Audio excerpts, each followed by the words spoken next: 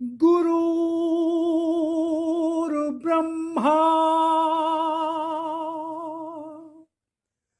गुरुर्विष्णु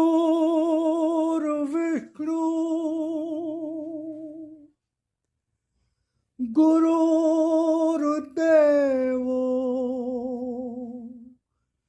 महेश्वरा गुरुर्साक्षात् परब्रह्म तस्मै श्री गुरुवे नमः।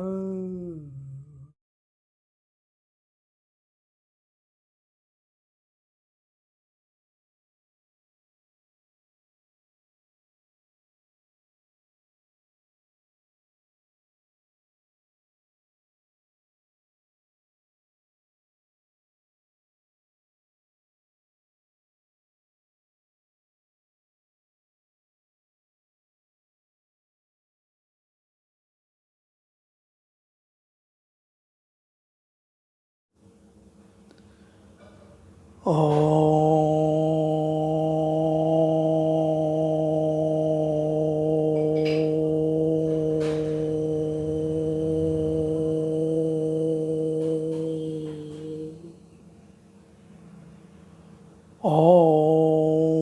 भूर्भुवः स्वः तत्सवितुर्वरेण्यं भर्गो देवस्य धीमहि धियो यो नः प्रचोदयात्। हे प्राण स्वरूप, दुख नाशक, सुख स्वरूप परमात्मा, मैं तेरे उस अनिर्वचनीय तेज का ध्यान करता हूँ जो आनंद देने वाला है। हे प्रभु, मेरी बुद्धि को, मेरे कर्मों को अपनी ओर ले चल। ओम ओम ओम। भगवान ने कहा, जन जन तक पहुँचो, जहाँ अंधकार है उस मन तक पहुँचो जहाँ मेरी पुकार है। इसी उद्देश्य की पूर्ति हेतु मैं इन वाणी की सामग्री को आपके समक्ष लाता रहा हूँ, लाता जा रहा हूँ, लाता रहूँगा। तो शुरू में मैं भगवान की वाणी का परिचय देता हूँ, जिसमें 2 से 3 मिनट लगते हैं। उसके पश्चात भगवान की वाणी का प्रारंभ होता है। अगर आप बहुत व्यस्त हैं, समय नहीं है, तो मैं समय दे देता हूँ कि कहाँ से भगवान की वाणी का प्रारंभ होगा। तो समय का अभाव होने पर आप वहाँ से उसको सुन सकते हैं, अन्यथा मेरा तो निवेदन आग्रह होगा कि आप उसको पूरा ही सुने। ओम ओम ओम राम।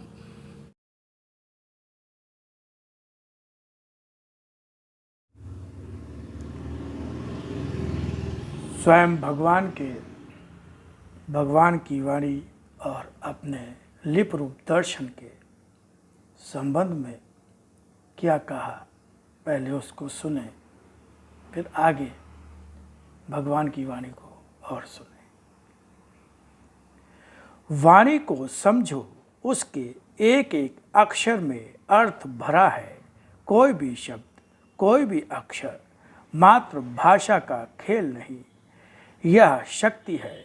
वाणी है मेरी, जिसका रूप साधारण नहीं, जिसकी प्रामाणिकता को तलाशने अन्य कहीं नहीं जाना होगा। फिर भी उसके अक्षरों में मेरी वाणी का विश्वास लेकर, उसके रूप में मेरी शक्ति के दर्शन का विश्वास लेकर ही डूब जाना होगा। तभी पहचान सकोगे मेरी, तभी पहचान पा सकोगे मेरी, तभी पहचान पा सकोगे मेरी। इसी तरह आज भी तुम्हारा आराध्य भगवान ने जिस तरह से भगवान श्री राम, भगवान श्री कृष्ण आए, और उन्होंने असत्य धर्म का नाश किया। जब प्रभु श्री राम आए तो रावण मारा गया। जब भगवान श्री कृष्ण आए तो कंस और उसके सारे संगी साथी मारे गए। इसी प्रकार भगवान कह रहे हैं, इसी तरह आज भी तुम्हारा आराध्य फिर आया है तुम्हारे सामने। इसका रूप आज है वही जो पहले भी और सदा से ही पिता के रूप में, भगवान के रूप में कहते और पुकारते रहे हो अपने कष्ट भरे क्षणों में। और इस रूप में भी दर्शन जो मेरा है उसका प्रयोजन भी वही है। लिप रूप में मेरी शक्ति का यह दर्शन किस तरह सारे युग का असत्य और धर्म समेटकर सत्य और धर्म का प्रतिष्ठापन करता स्वयं ही देखना। तो ये भगवान ने अपने जिस रूप में वाणी आई उसको भगवान ने अपना लिप रूप दर्शन कहा, और फिर उसी का हिंदी अनुवाद उसको भगवान ने अपना भगवान की वाणी कहा गया, जो भगवान ने उसको अपना शक्ति रूप दर्शन कहा। अब आगे सुनिए भगवान की वाणी बहुत ध्यान से।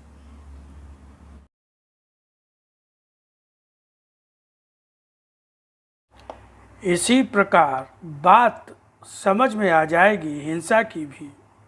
हिंसक भावना का रखना ही अधर्म है। हिंसक भावना का रखना ही हिंसक योजनाओं को जन्म देता है। हिंसक भावनाओं को जब किसी न किसी रूप में बल पाते रहने देते हो, तुम्हारी कोमल भावनाएं जो मन को छू देने वाली होती हैं मर जाती हैं। फिर किसी भी हिंसक कार्य को करने में भय नहीं होता, और हिंसक भावना को वह अपनी हो या अन्य की बढ़ावा देना कोई अर्थ नहीं रखता।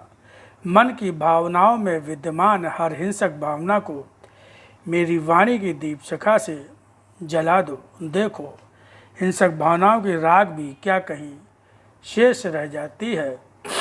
हिंसक भावना ही हिंसक भावना को प्रेरणा देती है। हिंसक वृत्ति को कम करना ही होगा। देखोगे अगर मन की हिंसक वृत्ति कम हो गई, हिंसक जीवों में स्वयं हिंसा कम हो जाएगी।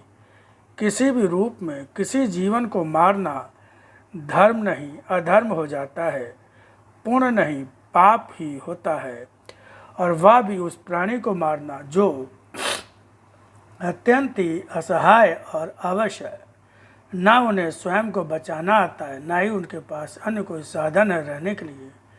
वे तो स्वयं ही ऐसा जीवन पा गए हैं जो मात्र भोग योनि है। उन्हें वे जीवन भोगना है, और जीवन के रूप में नारकी जीवन ही समझो, जो मात्र अपना दंड का वचन ही पूरा बंधन ही पूरा करते हैं, जो मात्र अपना दंड का बंधन ही पूरा करते हैं।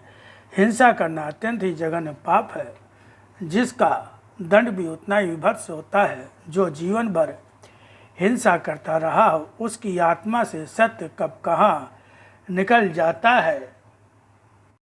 जो जीवन भर हिंसा करता रहा हो, जो जीवन भर हिंसा करता रहा हो, उसकी आत्मा से सत्य कब कहाँ निकल जाता है यह उसे पता नहीं चलता। और असत्य से भरा शरीर सत्य को, सत्य के अर्थ में मेरी कृपा को कभी नहीं ही पाता, संरक्षण भी नहीं मिलता। जो जीवन दे सकने की क्षमता नहीं रखता, उसे समाप्त कर देने का साहसी उसे कैसे हुआ। तुम्हारा यह कौन सा और कैसा अधिकार है, और कहाँ से पा गए तुम उसे मेरी अपनी रचना पर। तो तुम्हारा यह अनाधिकार दिया कष्ट और उसके विनाश की चेष्टा हर हालत में दंडनीय अपराध है, जो क्षम्य हो ही नहीं सकता। जो भावनाएं तुम में हैं, क्या सोचते हो कि पशु के पशु होने के कारण ही उसमें नहीं है, अथवा उनका असहाय होना ही तुम्हारे लिए बड़ा अच्छा सुयोग है। जीवन में हिंसा हर तरह ही सबसे बड़ा और भयंकर पाप है। उसका कष्ट उतना ही तुम्हें भी पाना होगा जो तुम्हारे द्वारा अन्य किसी को भी किसी भी रूप में होता है। आत्मविश्वास की शक्ति सत्य की शक्ति होती है। आत्मविश्वास के अर्थ में आत्मविश्वास की शक्ति स्वयं उतनी तीक्ष्ण होती है जो मनुष्य के जीवन के हर पक्ष को बदल देती है। उसके आत्मविश्वास की शक्ति किसी भी ऐसी शक्ति को जो अशुभ अथवा अहित की प्रेरणा बन सकती है, अत्यंत शीघ्र ही समाप्त कर देती है। मांसाहार से पुष्ट किया हुआ शरीर कब अपना रूप और विकास खो देता है मनुष्य जान भी नहीं पाता, साथ ही इस भ्रम में डूबा रहता है कि वह पुष्ट और स्वस्थ होता जा रहा है। शरीर किसी का भी हो मगर मनुष्य का शरीर पशु हत्या करके जी सके, यह अधिकार मैंने किसी को भी नहीं दिया। वह शरीर मेरे किसी भक्त का भी क्यों न हो, उसे अपने हिंसक व्रत को यदि समाप्ति कर चुका होगा तब भी पूर्व किए कर्मों के परिणाम को मेरे न्याय रूप में देना ही होगा, क्योंकि यही तो मेरा सतरूप है और मैं अपने धर्म का निर्वाह करता रहता ही हूँ। इसलिए शरीर को धर्म बनाओ, अधर्म का क्रीड़ा क्षेत्र इसमें न बनने दो। ओम ओम ओम।